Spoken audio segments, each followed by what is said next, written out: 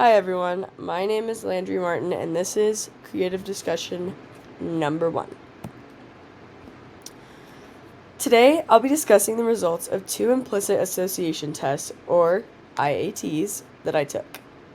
We all carry implicit biases, some we are aware of and others are more subtle and unconscious. These biases shape how we interact with others, often in ways we don't even realize. My goal here is to reflect on my results and explore how this knowledge can help me combat these biases and become a more ethical and aware individual. The first test I took focused on potential biases towards Arab Muslims. According to my results, I had no automatic preference between Arab Muslims and other groups. This outcome did not surprise me. I've always felt that I don't hold any particular biases against Arab Muslims, and I believe this result aligns with my personal values and experiences. One possible explanation for these results is that I've been exposed to diverse cultures and perspectives throughout my life. I've actively sought out information to combat common stereotypes, especially regarding Muslim communities, so I wasn't shocked to see that this bias didn't register on the test. However, my results on the race IAT were quite different. The test indicated that I was significantly faster at associating African Americans with bad and European Americans with good. This result honestly surprised me, and I've spent a lot of time reflecting on why this might be the case. It's unsettling because, consciously, I don't feel like I have a preference for one group over another, but implicit biases often come from societal conditioning, media portrayals, and historical contexts that shape our subconscious associations, regardless of our conscious beliefs. It's clear that, despite my intentions, these biases have been internalized in some way. My initial reaction to the results of the race test was discomfort and confusion.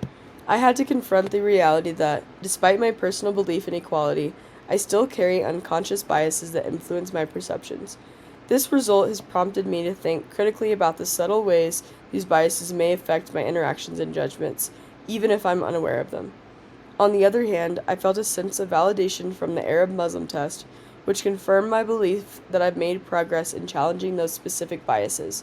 But overall, the experience has showed me how much work I still need to do, especially regarding race relations and overcoming implicit biases related to the Black community. Addressing these biases will require both internal and external work.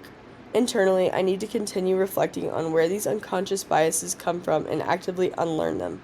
That might involve more self education, engaging with diverse perspectives, and staying mindful of how these biases may be influencing my actions. Externally, I want to engage in more conversations about biases, race, discrimination, particularly within my community. This involves being open to feedback, challenging others' biases when I notice them, and working toward more inclusive environments. By doing so, I hope to contribute to breaking down harmful stereotypes and fostering a culture of equality and respect. In conclusion, taking these IATs has been an eye-opening experience. While I'm not surprised by the results of the Arab Muslim test, the race test forced me to confront biases I didn't realize I even had. Recognizing these biases is only the first step. What's most important is how we choose to address them moving forward.